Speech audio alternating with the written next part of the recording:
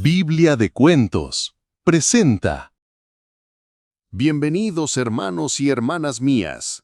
Soy el guardián de cuentos. En esta ocasión nos adentramos en nuevos caminos de enseñanza, donde cada parábola es una semilla, cada palabra un sendero y cada corazón tierra esperando luz. Que el Señor abra nuestros oídos para que lo que escuchemos no quede en el aire, sino que arraigue en lo profundo del alma. Comencemos. Parábola de El trigo y la cizaña. En la llanura dorada de Betfagé, donde el viento recorre los campos como un viajero eterno y el sol se inclina cada tarde para besar la tierra, vivía un hombre llamado Eliab. No era rico en monedas, pero sí en paciencia. Sus manos llevaban la memoria de la siembra, y sus ojos conocían el lenguaje secreto de las estaciones. Cada año, Eliab preparaba su campo con esmero. No dejaba piedra sin mover, no olvidaba rincón sin surcar. Creía que la tierra, como el corazón humano, respondía mejor cuando se le cuidaba con constancia y amor.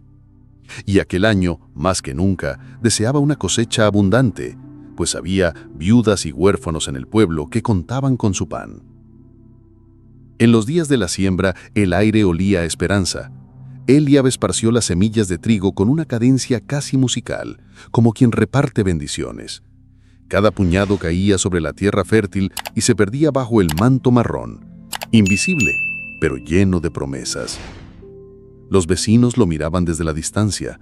Algunos admiraban su dedicación, otros murmuraban que se esforzaba demasiado, pues la cosecha es siempre incierta.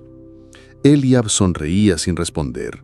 Sabía que todo trabajo de bien tiene su recompensa, aunque tarda en llegar. Pero aquella noche, cuando la luna se ocultó y el campo dormía bajo el rocío, un enemigo silencioso cruzó las lindes. Nadie oyó sus pasos, nadie vio su sombra. Entre los surcos recién sembrados, esparció semillas de cizaña, una planta traicionera que crece como el trigo, pero cuyo fruto es estéril y amargo. Al terminar, se marchó satisfecho, dejando tras de sí un campo marcado por la mezcla del bien y el mal. Pasaron las semanas. La lluvia llegó en su tiempo, y los tallos verdes comenzaron a cubrir la tierra como un manto de esmeralda. Eliab miraba su campo cada mañana, agradeciendo a Dios por el milagro de la vida que brotaba. Sin embargo, pronto notó algo extraño. Junto al trigo crecían tallos que parecían iguales, pero cuyo corazón no latía con el mismo pulso. Su siervo, Joel, se inclinó a examinarlos. «Señor, hay plantas que no son trigo, es cizaña», dijo con el ceño fruncido. «¿Quieres que la arranquemos ahora mismo?» Eliab se quedó en silencio, mirando el campo. El viento mecía ambas plantas como si fueran hermanas. «No», respondió por fin. «Si arrancamos la cizaña ahora, podríamos arrancar también el trigo. Que crezcan juntas hasta la siega. Entonces separaremos una de otra». Joel no entendía del todo, pero obedeció. Y así día tras día el campo siguió creciendo. El trigo se llenaba de espigas doradas y la cizaña de su engañosa imitación. En el pueblo, algunos criticaban la decisión de Eliab. «¿Por qué dejar que el mal crezca junto al bien?», preguntaban. «Porque el tiempo de juzgar aún no ha llegado», respondía él con calma. «Y porque la raíz del trigo merece protección, incluso si eso significa soportar la sombra de la cizaña por un tiempo». Mientras tanto, el enemigo que había sembrado la cizaña pasaba por el camino y sonreía al ver la mezcla en el campo. Pensaba que había arruinado la cosecha, que el trabajo de Eliab había sido en vano. Pero Eliab no se desanimaba, seguía regando, cuidando y vigilando, no solo por el trigo, sino también porque sabía que la paciencia era parte del plan. Había aprendido que no todo se resuelve con prisa y que el juicio apresurado muchas veces destruye lo que se intenta salvar. Los meses avanzaron. El verano trajo días largos y calurosos, y el campo se volvió un mar dorado salpicado de verde oscuro. Las espigas de trigo se inclinaban por el peso de su fruto, mientras la cizaña permanecía erguida, orgullosa pero vacía. Finalmente llegó el tiempo de la cosecha. El amanecer de aquel día fue distinto. El cielo estaba despejado, el aire fresco, y los segadores se reunieron con sus hoces brillantes. Eliab dio la orden: primero, recoged la cizaña, atadla en manojos y quemadla. Los hombres trabajaron con rapidez. La cizaña crujía seca al ser arrancada, y pronto las llamas la consumieron en un fuego que iluminó la llanura. No quedaba de ella más que ceniza. Luego, con cuidado, comenzaron a segar el trigo. Cada espiga era un recordatorio del cuidado paciente, de la fe mantenida en silencio. Las gavillas se apilaban como torres de bendición, listas para convertirse en pan. Cuando la última espiga fue recogida, Eliab se arrodilló en el campo vacío y oró: Gracias, Señor, porque tu justicia es perfecta. Tú ves el corazón y separas lo verdadero de lo falso en el tiempo preciso. Esa tarde, el pueblo entero se reunió para compartir el pan hecho con aquel trigo. Viudas, huérfanos, jornaleros y vecinos comieron hasta saciarse. Nadie habló de la cizaña, solo del trigo que había alimentado sus cuerpos y del ejemplo que alimentaba sus almas. Pero en el silencio de la noche, Eliab reflexionaba: la vida es un campo donde el bien y el mal crecen juntos. No siempre podemos arrancar la maldad sin herir la bondad. Hay momentos en que solo Dios sabe cuándo y cómo separar, y ese momento llega siempre, aunque parezca tardar. Años después, la historia de Eliab y su campo se contaba junto al fuego en las noches frías. Los ancianos enseñaban a los jóvenes: no te inquietes si ves cizaña junto a tu trigo. Cuida tu siembra, espera la cosecha. El juez vendrá y hará justicia. Y así, la llanura de Betfaje siguió dando trigo cada año, y la lección quedó grabada en la memoria de quienes la escucharon: que la paciencia es más fuerte que la prisa, y que el bien, aunque crezca entre la sombra, siempre será recogido por manos justas. Porque en el reino de Dios, nada bueno se pierde, y nada malo permanece para siempre. Parábola de la perla de gran precio.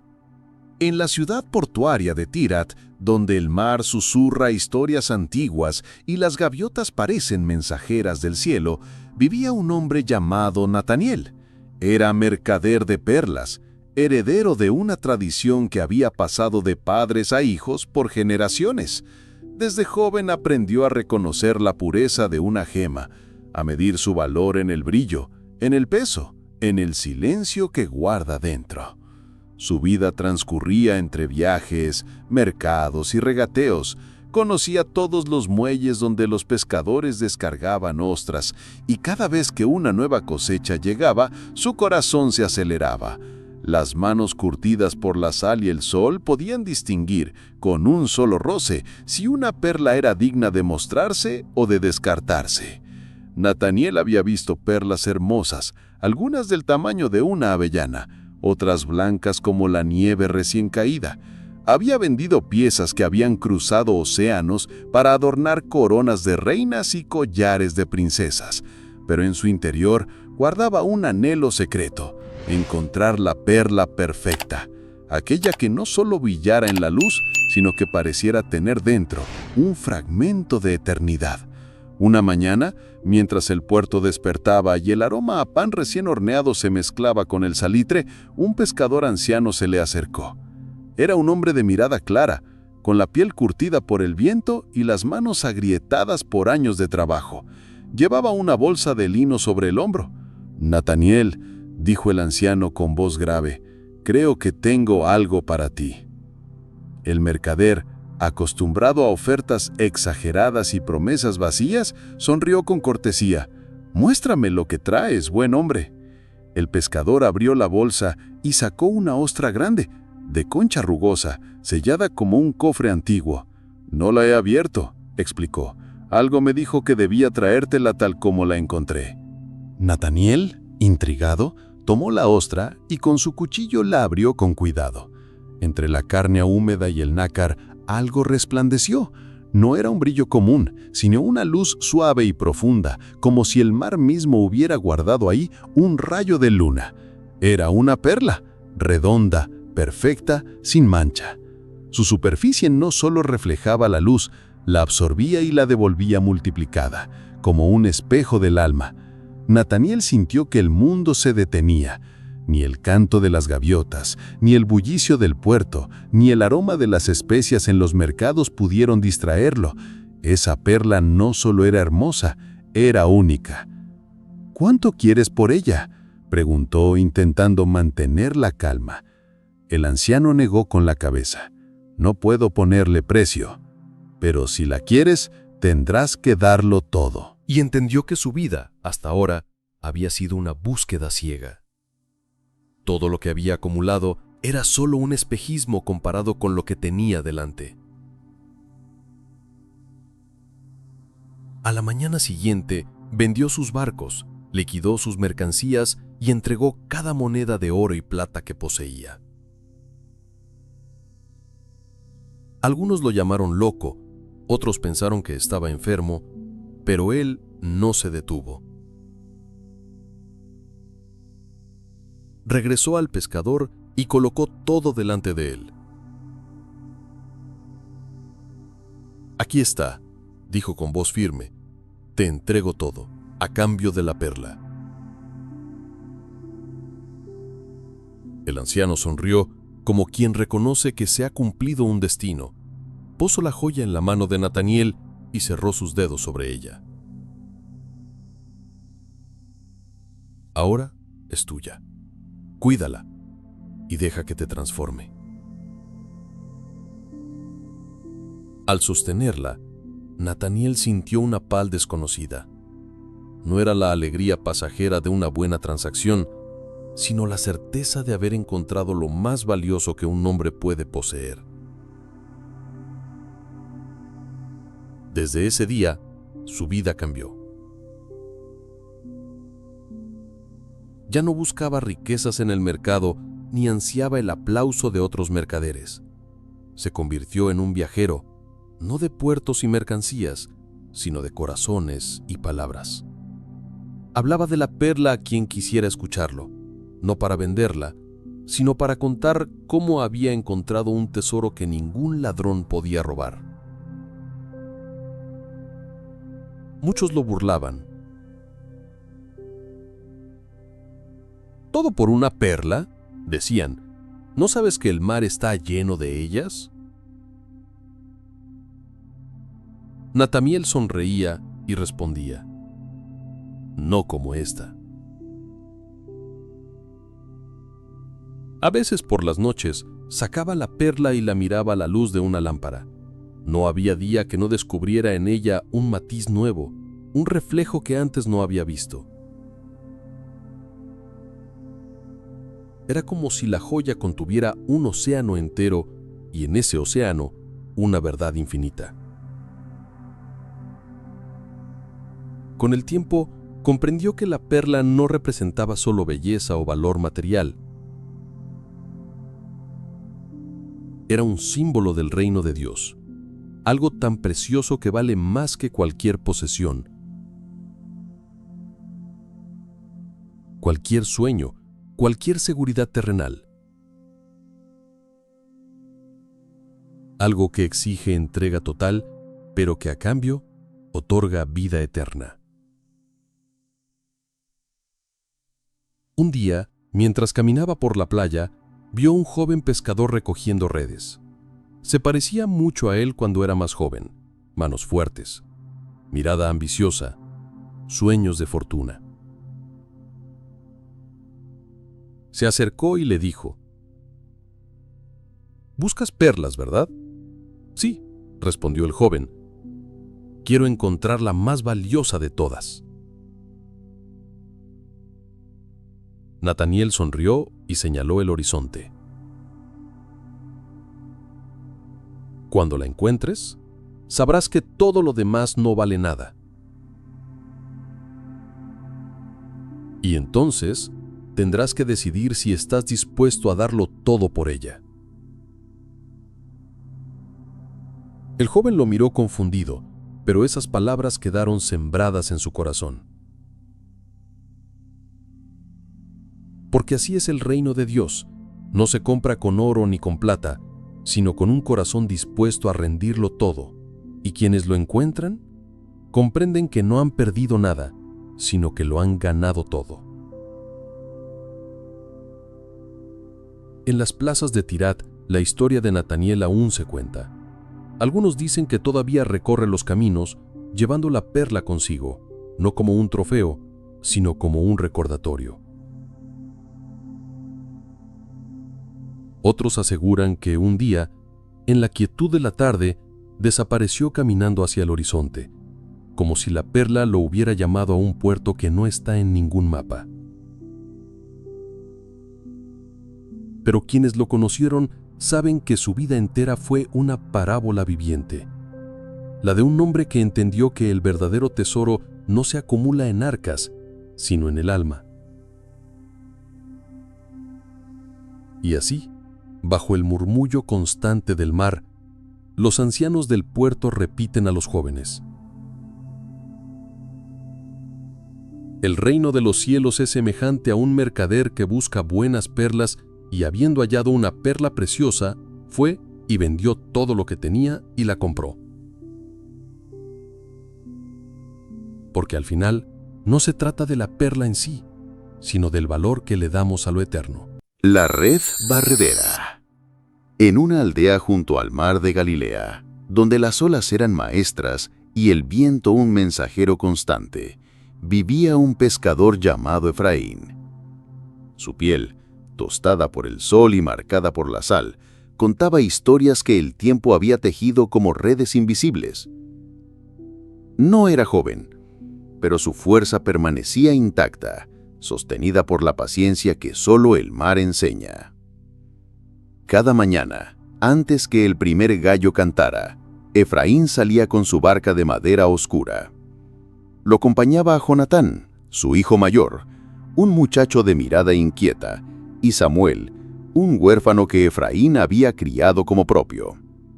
Entre los tres, tejían no solo redes de lino, sino también una hermandad nacida del trabajo y el silencio.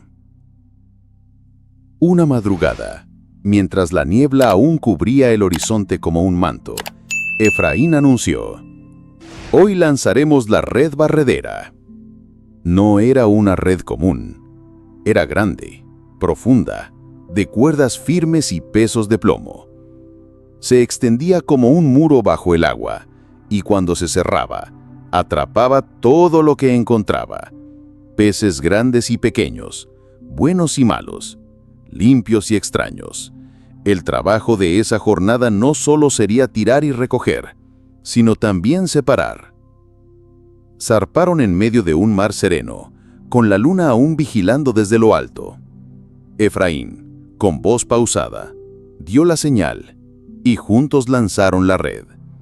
Los plomos cayeron con un sonido hueco, hundiéndose hasta donde los ojos no podían seguirlos. El agua se cerró sobre ellos, y la red comenzó su trabajo invisible. Mientras esperaban, Efraín contó una historia, como solía hacerlo en esas pausas de pesca. «El mar es como el mundo», dijo. «Aquí viven criaturas de toda clase. Algunas son limpias y dan alimento. Otras son dañinas y no convienen. Pero el mar no las separa. Las deja vivir juntas hasta que llega la red». Jonatán escuchaba, removiendo una cuerda entre las manos. Samuel, curioso, preguntó: «¿Y si uno de esos peces malos se arrepiente de serlo?». Efraín sonrió, mirando hacia el horizonte. «El pez no decide su naturaleza, hijo. Pero los hombres, sí. Y hasta que la red llegue, tienen tiempo». El sol comenzó a asomarse, tiñendo el agua de oro. Era la hora. Entre los tres comenzaron a recoger la red, tirando con fuerza. El peso era grande. La cuerda crujía como si el mar no quisiera soltar lo que había atrapado. El sudor corría por sus frentes, y cada tirón parecía acercar no solo peces, sino una lección antigua como las olas. Al fin, la red emergió.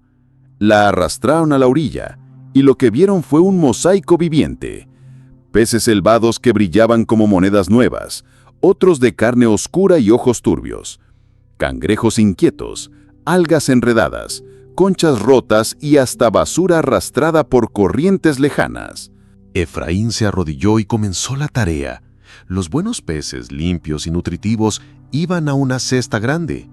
Los dañinos, deformes o impuros, según la ley, eran echados a un lado, de vuelta al mar o a la arena. Jonatán y Samuel imitaban su labor, aunque a veces dudaban. «Este se ve feo, pero aún vive», dijo Samuel, sosteniendo un pez de escamas irregulares. Efraín lo miró con firmeza. «No se trata de apariencia, sino de esencia. Este no conviene. Si lo guardas, dañará todo lo demás».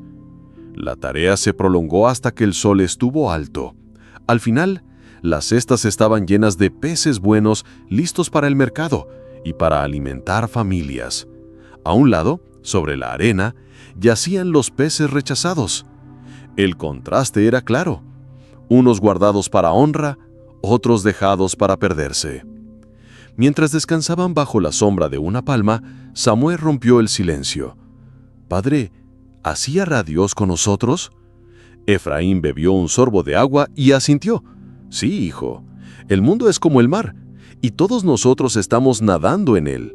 Buenos y malos vivimos juntos, pero un día vendrá la red de Dios. Ese día Él separará. Los justos serán guardados para la vida, los injustos serán apartados. Y no habrá discusión, ni cambio, ni tiempo extra. La separación será definitiva». Jonatán, inquieto, preguntó: «¿Y cómo sabe Dios quién es bueno?» Efraín lo miró fijamente. «Porque Él ve el corazón, no las escamas». Esa noche, mientras el pueblo se reunía para escuchar las historias de los ancianos, Efraín narró lo ocurrido. No solo habló de peces y redes, sino del final de los tiempos. Contó que los ángeles serían como pescadores santos, recogiendo la red y separando a cada uno según lo que realmente era. Algunos en la multitud se estremecieron, otros se rieron diciendo que el mar siempre volvería a llenarse. Pero una mujer anciana murmuró: «Más vale prepararse antes que la red toque el agua». Pasaron los días y la historia de Efraín y la red se volvió una advertencia repetida en la aldea. Samuel, cada vez que veía un pez saltar en la orilla, pensaba en lo breve que es la libertad antes de que llegue la red. Jonatán, al revisar las cuerdas, se preguntaba si su corazón estaba listo para ese momento. Y así, la vida siguió. Redes que se lanzaban, amaneceres que llegaban, olas que iban y venían. Pero para los que habían entendido la enseñanza, cada jornada en el mar era un recordatorio. Un día todos seremos recogidos. No importa si estamos en la profundidad o en la orilla. Cuando llegue la hora, no habrá dónde escapar. Porque así como el mar guarda en su vientre tanto lo bueno como lo malo, así el mundo espera su día de juicio. Y el que sabe esto, no vive descuidado, sino que se prepara como pez que nada en aguas limpias, lejos de la corrupción, hasta que el gran pescador llame su nombre. El siervo despiadado. Un cuento de misericordia y responsabilidad. En los días en que los reyes aún gobernaban con cetros dorados y sus palabras eran ley, había un monarca cuya corte resplandecía con mármoles blancos y tapices de 1000 colores. Sus dominios se extendían más allá del horizonte, y su fama de justicia y misericordia viajaba con los mercaderes y navegantes hasta tierras lejanas. En esa corte vivía un siervo llamado Micaén. No era un hombre cualquiera. El rey le había confiado la administración de grandes sumas de dinero para invertir en mercados y caravanas. Al principio, Micael trabajó con diligencia, pero la tentación se deslizó como una sombra, y pronto comenzó a tomar lo que no le pertenecía. Un banquete aquí, una casa más grande allá, ropas finas que brillaban como si estuvieran hechas de luz. Así, poco a poco su deuda creció hasta ser impagable, 10.000 talentos de plata. una suma que ni con 10 vidas de trabajo podría saldar. Un día, el rey decidió ajustar cuentas con sus siervos. Ordenó que Micael fuera traído a su presencia. Las columnas del salón parecían gigantes de piedra que lo observaban mientras caminaba. El aire estaba cargado de silencio. Micael sintió cómo sus rodillas temblaban. «Micael», dijo el rey con voz que resonaba como un trueno contenido, «tus registros muestran una deuda que supera todo lo que este reino ha visto. No puedes pagarla. Según la ley, serás vendido junto con tu esposa, tus hijos y todo lo que posees, para saldar una parte». El mundo de Micael se desmoronó en un instante. Cayó de rodillas, su frente tocando el suelo frío. «Ten paciencia conmigo, mi señor», suplicó con lágrimas que quemaban sus mejillas. «Te lo pagaré todo». El rey lo miró. En sus ojos había algo más profundo que la justicia. Había compasión. Vio en Micael no solo a un deudor, sino a un hombre atrapado en su propia cadena de errores. Y entonces hizo algo que dejó a todos los presentes sin aliento. «Micael», dijo suavemente, «tu deuda queda perdonada. No deberás nada. Eres libre». El siervo levantó la cabeza, incrédulo. Era como si hubiera estado a punto de ahogarse y de pronto una mano fuerte lo hubiera sacado del agua. Sus cadenas invisibles se rompieron y un nuevo amanecer brilló en su corazón.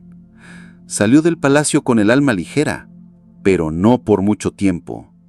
Mientras caminaba por las calles de la ciudad, Micael encontró a otro siervo, un hombre llamado Eliab, que le debía 100 denarios, una suma pequeña comparada con lo que él había debido al rey. Al verlo, los ojos de Micael se endurecieron. «Micael, te lo ruego». Pero Micael no escuchó. Su mano agarró la túnica de Eliab, lo sacudió con fuerza y sin más ordenó que lo llevaran a la cárcel hasta que pagara cada moneda. Los que presenciaron la escena se miraron unos a otros con asombro e indignación. Se dieron cuenta de que Micael había olvidado de pronto la misericordia que recién había recibido. ¿Cómo podía un hombre, recién perdonado de una deuda imposible, mostrar tanta dureza por algo tan pequeño? Uno de ellos corrió al palacio y contó al rey lo ocurrido. La misericordia del rey se transformó en ira justa. Mandó llamar a Micael de nuevo. El siervo entró, esta vez con el corazón inquieto. Ya no había esperanza en su mirada. «Siervo malvado», tronó el rey, «yo te perdoné toda aquella deuda porque me lo pediste. ¿No debías tú también tener misericordia de tu compañero, como yo la tuve contigo?» Las palabras golpearon a Micael más fuerte que cualquier castigo físico. Pero la sentencia estaba decidida. El rey lo entregó a los carceleros para que lo retuvieran hasta que pagara todo lo que debía, lo cual nunca podría hacer. Y así, aquel que había sido liberado de lo imposible, terminó prisionero de su propia dureza de corazón. Las calles del reino comentaban el hecho por semanas. Algunos lo tomaban como una advertencia, otros como una lección grabada a fuego. Quien recibe gracia debe aprender a dar gracia. El perdón, como un río, debe fluir. Si se estanca, se pudre. Un anciano del pueblo, que había visto tanto la justicia como la crueldad de los hombres, reunió a unos jóvenes y les habló con calma. «Hijos», dijo, «el corazón humano es extraño. Puede recibir un regalo inmenso y, sin embargo, cerrarse para dar algo pequeño. El perdón que no se comparte se convierte en una carga más pesada que la deuda original». Uno de los jóvenes preguntó, «¿Y cómo podemos tener un corazón que perdona?» El anciano sonrió mirando al horizonte. «Recordando siempre lo que hemos recibido. Si creemos que no necesitamos perdón, seremos duros, pero si cada día recordamos cuánta misericordia nos ha sido dada, nuestro corazón será un manantial que nunca deja de dar. Y así, entre conversaciones en plazas, sermones en templos y susurros junto a las chimeneas, la historia del siervo despiadado siguió viva, enseñando a generaciones que el perdón no es una moneda que se guarda, sino un puente que se cruza y se reconstruye para otros. Emilias, el guardián de cuentos, alzó la vista del manuscrito y dejó que la última frase descansara en el aire. La bruma del atardecer entraba por la ventana, tiñendo de oro y violeta las paredes de su estudio. El reino de Dios, dijo, mirando a quienes le escuchaban, es como este relato. Nuestro Rey Celestial nos ha perdonado una deuda que nunca podríamos pagar. Cada ofensa que nos hacen es una sombra pequeña comparada con la montaña que Él quitó de encima de nosotros. Y si no perdonamos, ¿cómo podremos decir que hemos entendido su gracia? Sus oyentes guardaron silencio, algunos conmovidos hasta las lágrimas. Afuera, las campanas de la ciudad sonaron como si quisieran sellar la enseñanza en los corazones. Recuerden, añadió Emilias, la misericordia no es debilidad. Es la fuerza que rompe las cadenas que el orgullo no puede destruir. Quien vive perdonando, vive libre. Quien guarda rencor, vive en prisión, aunque las puertas estén abiertas. Así terminó la narración, y en las mentes de todos quedó grabada la advertencia y la promesa. Así también mi Padre Celestial hará con ustedes, si no perdonan de corazón cada uno a su hermano. Los obreros de la viña. En un valle dorado por la luz del amanecer, donde las colinas se mecían suavemente bajo la brisa y los viñedos extendían su manto de hojas verdes como un océano inmóvil, vivía un hombre de manos curtidas y mirada clara. Todos lo llamaban simplemente el dueño de la viña. Era un hombre que conocía el peso de las estaciones y la paciencia que exige la tierra. Esa mañana, antes de que el sol trepara del todo sobre el horizonte, se calzó las sandalias, tomó su bastón y salió al mercado del pueblo. El aire estaba impregnado del aroma a pan recién horneado y de murmullos de comerciantes que desplegaban sus telas, frutas y especias.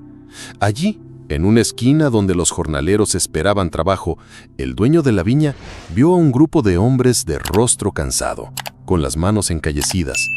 Se acercó y con voz firme pero amable dijo: «Venid a mi viña, os pagaré lo justo por la jornada». Ellos aceptaron sin dudar y juntos caminaron hacia las hileras interminables de vides donde la uva colgaba pesada, a punto de estallar con su dulzura. El sol aún era tímido y la tierra estaba fresca. Los hombres comenzaron a trabajar, podando, recogiendo, atando racimos, mientras el dueño observaba y ayudaba. A media mañana, el dueño volvió al pueblo. El sol ya comenzaba a calentar y en la plaza vio a otros hombres que permanecían ociosos. «¿Por qué estáis aquí sin hacer nada?», preguntó. «Nadie nos ha contratado», respondieron.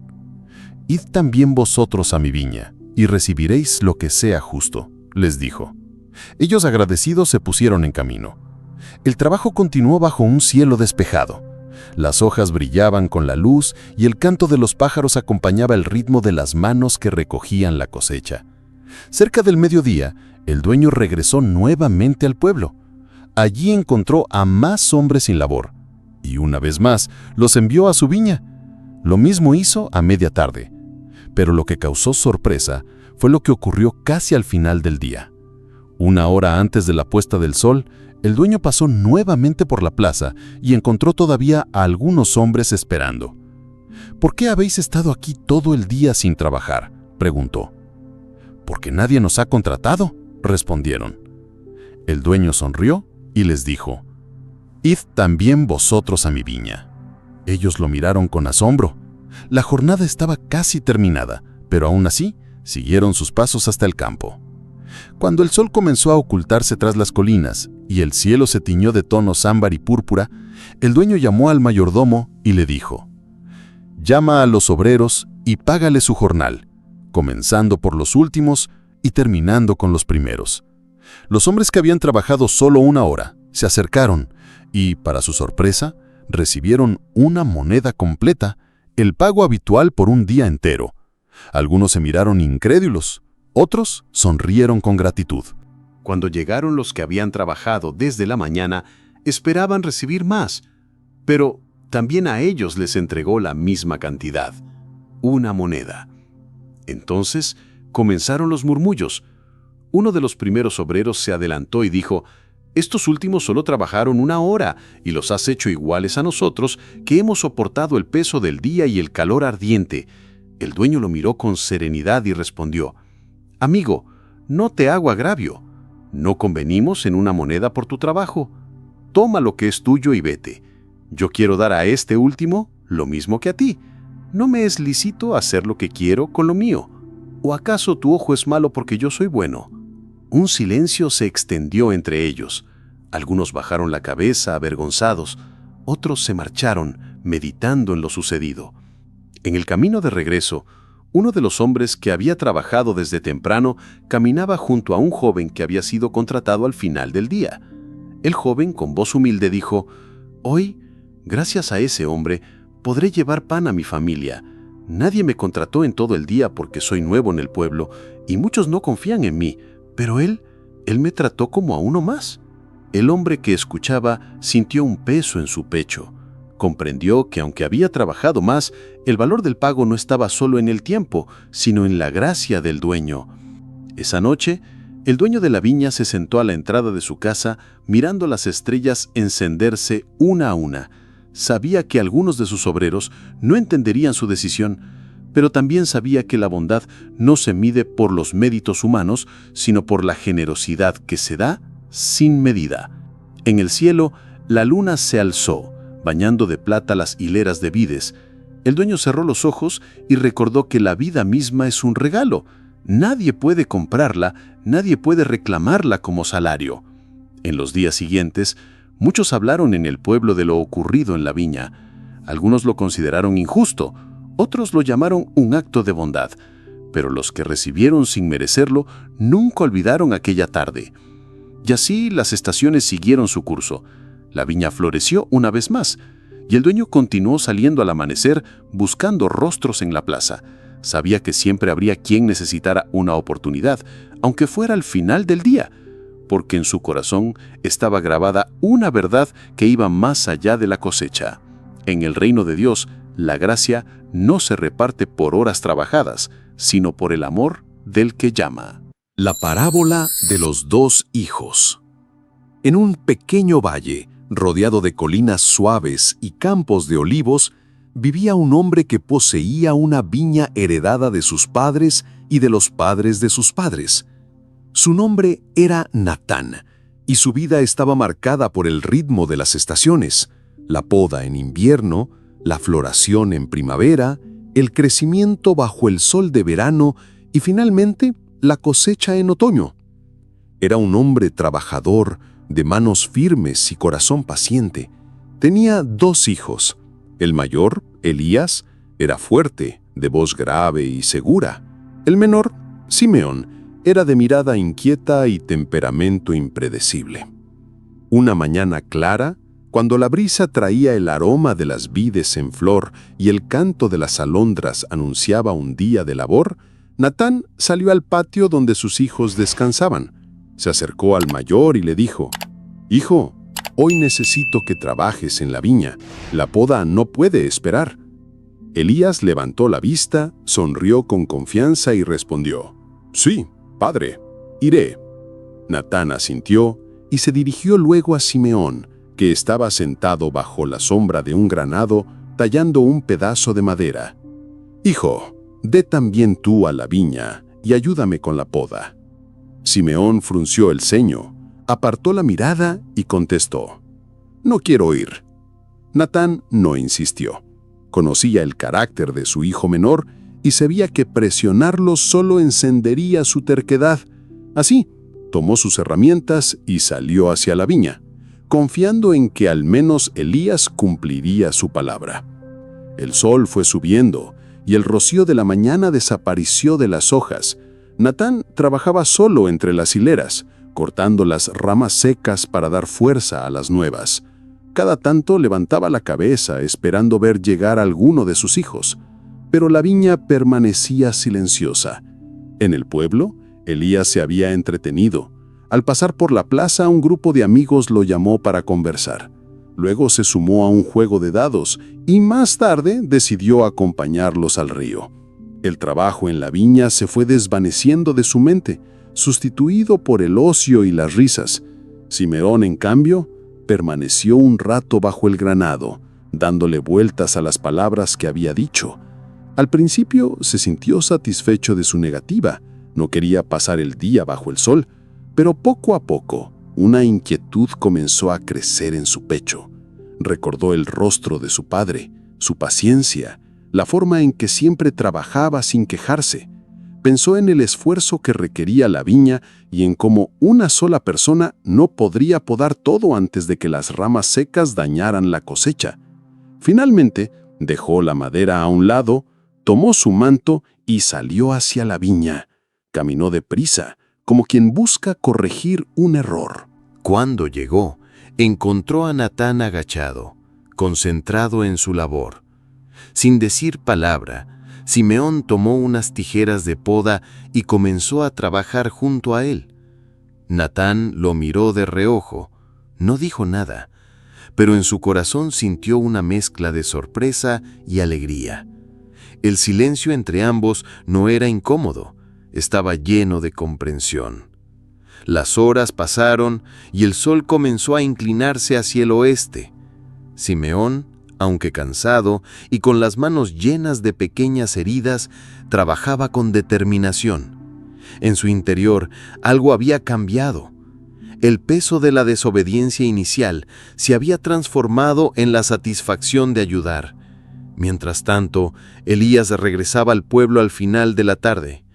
Al pasar cerca de la viña, vio a lo lejos a su hermano y a su padre trabajando juntos.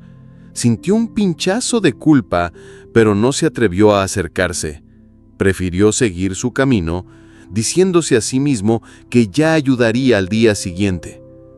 Cuando la jornada terminó, Natán y Simeón caminaron de regreso a casa. El padre, con voz serena, dijo: «Hoy me ayudaste más de lo que imaginas, hijo». Simeón bajó la cabeza, sabiendo que había comenzado el día con un no y lo estaba terminando con un acto de obediencia. Esa noche, mientras cenaban, Natán miró a sus dos hijos y les dijo: «Quiero que me respondáis con sinceridad. ¿Quién de los dos hizo la voluntad de su padre?». Elías guardó silencio. Simeón lo miró y luego con voz baja dijo: «Creo que fui yo, aunque al principio me negué».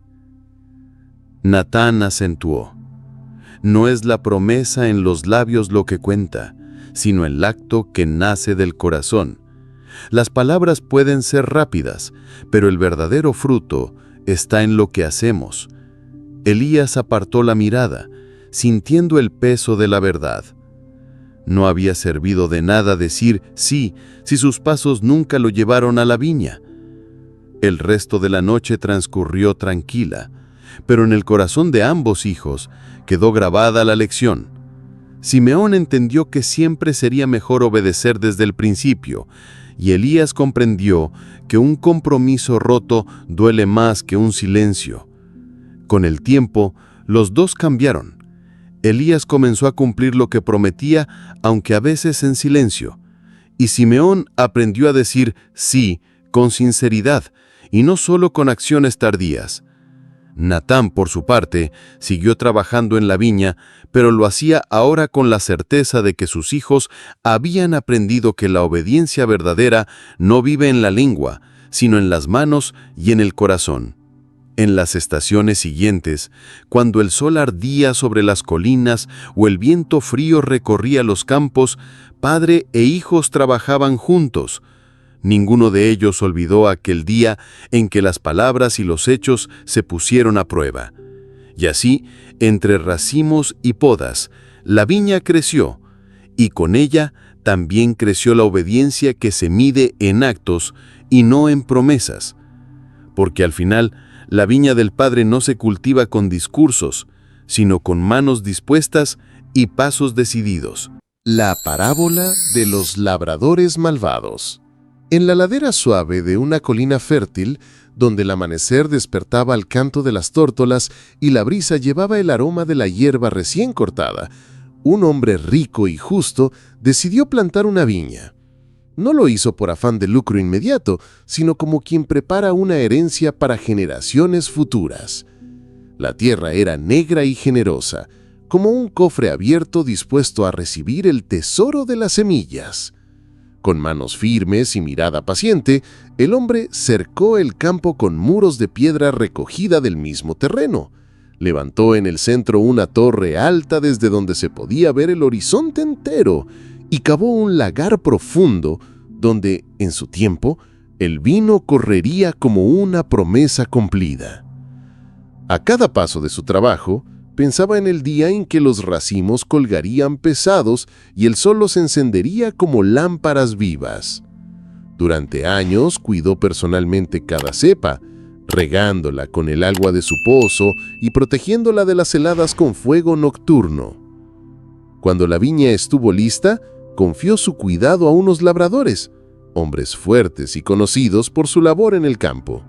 El acuerdo era claro: ellos trabajarían la tierra y, llegado el tiempo de la cosecha, entregarían la parte que correspondía al dueño.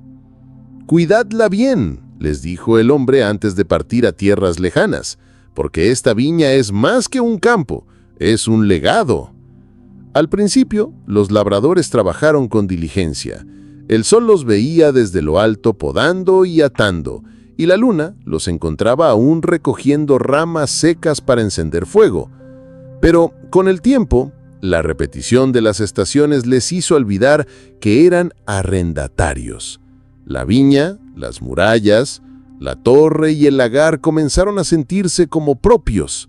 La imagen del dueño se fue borrando de su memoria, como se borra una huella en la arena tras el paso del viento.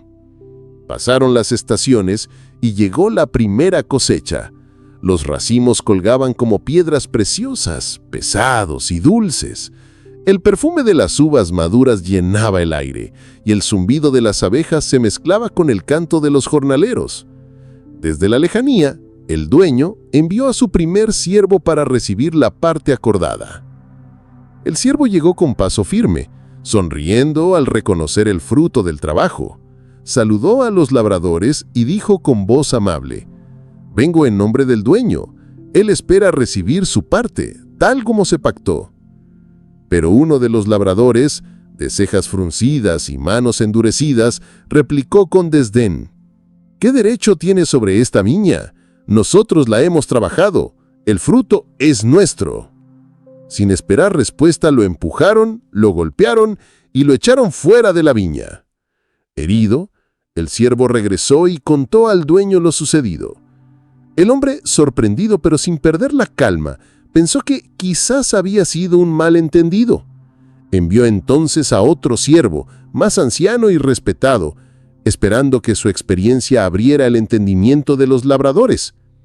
El segundo siervo llegó con humildad, recordando el acuerdo y hablando de la bondad del dueño, pero los labradores, en lugar de escuchar, lo insultaron, lo golpearon con palos y lo dejaron tirado a la entrada del campo. El dueño, entristecido, decidió hacer un tercer intento.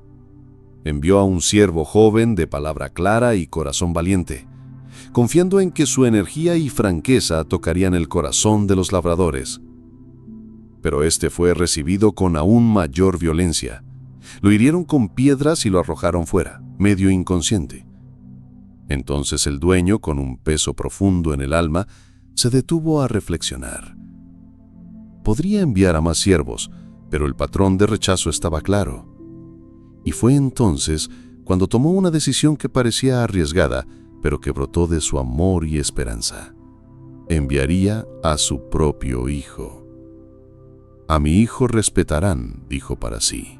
«Él es la imagen de mi autoridad y el heredero legítimo. El hijo conocía cada rincón de la viña. De niño había jugado entre las hileras de vides, había aprendido a podar, a atar, a cuidar las hojas jóvenes. Ahora caminó hacia la colina con paso sereno, llevando en su mirada la certeza de que la justicia y la verdad no necesitaban levantar la voz para ser reconocidas. Pero cuando los labradores lo vieron a lo lejos, sus corazones se llenaron de codicia y temor. «Este es el heredero», murmuraron entre dientes. «Si lo matamos, la viña será nuestra para siempre». Se miraron unos a otros y la decisión se selló sin necesidad de más palabras. Fingieron hospitalidad. Le ofrecieron pan recién horneado y vino fresco. Lo guiaron entre las cepas como si quisieran mostrarle el buen trabajo que habían hecho. El hijo, confiado, les habló de la gratitud, de la fidelidad y del gozo de servir.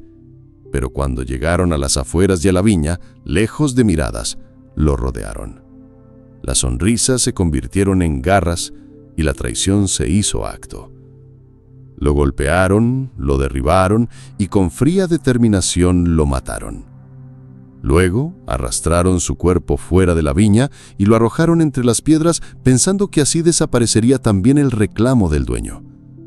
La sangre del hijo, sin embargo, clamó desde la tierra. No hubo silencio que pudiera apagar ese clamor. Y la noticia llegó al dueño como un filo en el corazón. No era ya un asunto de negocios, era una herida que atravesaba la justicia y el amor. En el pueblo, cuando la historia se supo, las voces se alzaron. ¿Qué hará el dueño de la viña? Y la respuesta corría como un eco implacable. Vendrá, destruirá a esos labradores malvados y entregará la viña a otros que le den el fruto a su tiempo. El juicio era inevitable. El mal había cavado su propia tumba y la avaricia había sellado su condena. Pasó el tiempo y la viña volvió a manos de nuevos labradores. Hombres y mujeres que al entrar miraban los muros con respeto, subían a la torre con gratitud y trabajaban cada hilera como si estuvieran cuidando un tesoro prestado. No olvidaban que el dueño podía venir en cualquier momento y esperaban su llegada con las manos llenas de fruto. Las estaciones siguieron su curso: inviernos de poda, primaveras de brotes verdes, veranos de hojas densas y otoños de cosecha abundante. Y en cada racimo ofrecido, en cada lagar lleno, estaba la memoria viva de lo que había sucedido, como un recordatorio solemne de que la bendición florece solo en el terreno de la fidelidad. La parábola de El Gran Banquete.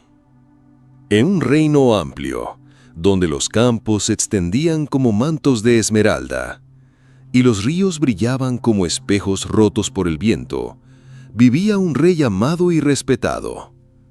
Su palacio, erguido sobre la colina más alta, estaba coronado por torres que tocaban las nubes, y desde sus balcones se divisaban las aldeas, los olivares y las tierras fértiles que él gobernaba con justicia. Cierta vez, el rey decidió celebrar un banquete como nunca antes se había visto. No era una fiesta común, sino un banquete para celebrar las bodas de su hijo. Los preparativos comenzaron con meses de anticipación. Los mejores cocineros trabajaban día y noche. Los jardines se llenaban de flores traídas de tierras lejanas. Las mesas de roble se adornaban con manteles blancos como la nieve, y copas de cristal reflejaban la luz de 1000 lámparas. En los patios, los músicos afinaban sus instrumentos: arpas, flautas, tambores y cuerdas que entonaban melodías capaces de hacer danzar hasta el más serio de los consejeros. El aire estaba impregnado de aromas dulces y especiados: pan recién horneado, carnes jugosas y frutas bañadas en miel. Todo estaba dispuesto para honrar al hijo del rey, y el corazón del monarca rebosaba de gozo. Cuando llegó el día, el rey llamó a sus siervos y les dijo: «Vayan y anuncien a los invitados que todo está listo. Las mesas están servidas, el vino está vertido y la fiesta aguarda». Los siervos partieron con rapidez. Llegaron a las casas de los primeros invitados, hombres y mujeres de renombre, comerciantes prósperos, artesanos reconocidos y líderes del pueblo. Tocaron a sus puertas con cortesía y dijeron: «El rey les invita. El banquete está preparado, vengan a la fiesta». Pero, para sorpresa de los siervos, muchos de ellos respondieron con indiferencia. Uno dijo: «Lo lamento, pero acabo de comprar un campo y debo ir a verlo». Otro: «He adquirido 5 yuntas de bueyes y debo probarlas hoy». Y otro más: «Me he casado recientemente, así que no puedo ir». No solo se excusaban, sino que algunos mostraban fastidio, como si la invitación fuera una carga y no un honor. Los siervos regresaron al palacio con sus rostros abatidos y contaron al rey lo sucedido. El monarca, aún paciente, envió a otros siervos con un mensaje más apremiante. «Díganles, el banquete está listo, los bueyes y los animales engordados han sido sacrificados, todo está dispuesto, vengan y celebren conmigo». Pero esta vez, las respuestas no solo fueron negativas sino ofensivas. Algunos se burlaron de los mensajeros. Otros, irritados por la insistencia, golpearon a los siervos y hasta derramaron su sangre. Cuando el rey oyó esto, su paciencia se tornó en justa indignación. Ordenó que los agresores fueran castigados, pues habían despreciado su bondad y deshonrado la invitación. Sin embargo, no permitió que la fiesta se cancelara. «El banquete seguirá adelante», dijo con voz firme. «Si los que fueron llamados no son dignos, llamaremos a otros». Entonces dijo a sus siervos: «Salgan a las calles, a las plazas, a los caminos y a las entradas de la ciudad. Inviten a todos los que encuentren, buenos y malos, ricos y pobres, extranjeros y nativos. Que ninguno quede sin saber que hay un lugar en la mesa del rey». Los siervos partieron nuevamente, pero esta vez su rumbo fue distinto. Se internaron en los callejones donde vivían los olvidados, cruzaron mercados y campos, hablaron con mendigos, con trabajadores, con madres cansadas y niños sin techo. Algunos miraban incrédulos, sin comprender cómo podían ser invitados a un banquete real. Otros corrían con alegría, sin detenerse a preguntar por qué. Pronto el palacio se llenó de un bullicio nuevo.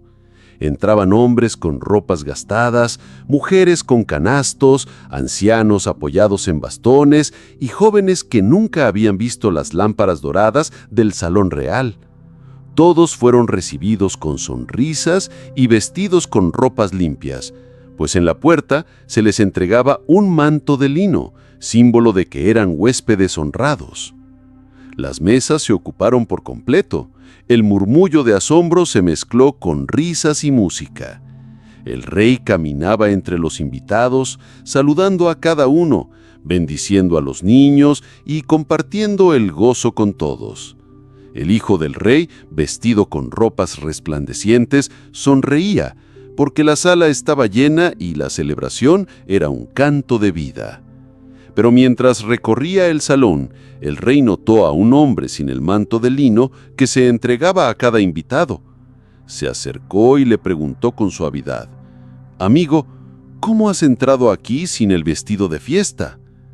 El hombre bajó la mirada y no respondió. No era que hubiera llegado sin saber, sino que había rechazado el manto que se le ofrecía en la entrada. Para él, la invitación bastaba. No aceptaba que para estar en el banquete debía vestirse de acuerdo con la dignidad del lugar. El rey entonces ordenó que lo apartaran, no porque fuera pobre o indigno de por sí, sino porque había despreciado la provisión que se le daba gratuitamente. Y dijo en voz alta para que todos oyeran: «Muchos son llamados, pero pocos escogidos». El banquete continuó hasta entrada la noche. Los músicos tocaron sin descanso. El vino y el pan nunca faltaron. Las lámparas, como estrellas cautivas, iluminaron rostros que antes conocían solo la sombra. Fuera del palacio, en las casas de los que habían rechazado la invitación, reinaba el silencio. Algunos, al escuchar la música a lo lejos, sintieron un peso en el corazón, pero el momento había pasado. El banquete no esperaría por siempre. En los días que siguieron, la historia se contó en aldeas y caminos. Los niños jugaban diciendo, «Ven al banquete del rey». Y los ancianos repetían el mensaje, «Cuando la invitación llegue, no la rechaces, pues no habrá otra igual». Y así, en aquel reino, quedó grabada una enseñanza, que el llamado del rey es para todos, pero la respuesta depende de cada corazón. Algunos lo desprecian por amor a sus propias ocupaciones, otros lo aceptan con gratitud, dejando atrás lo que sea necesario. Y el manto que cubre a cada invitado no se compra ni se gana, sino que se recibe como un regalo. Años después, cuando el rey había partido a un viaje lejano, aún se recordaba aquel día glorioso. El palacio conservaba los manteles blancos guardados con cuidado como memoria de la fiesta, y quienes estuvieron ahí transmitían a sus hijos y nietos las palabras que resonaron en el gran salón. «Mi mesa está lista, mi casa está abierta. Venid todos porque aún hay lugar». Así concluyen estas 8 parábolas, sembradas como trigo en campo abierto, esperando quien las recoja con el corazón dispuesto. Que no sean solo historias para el oído, sino semillas para la vida. Yo, el guardián de cuentos, me despido con una oración.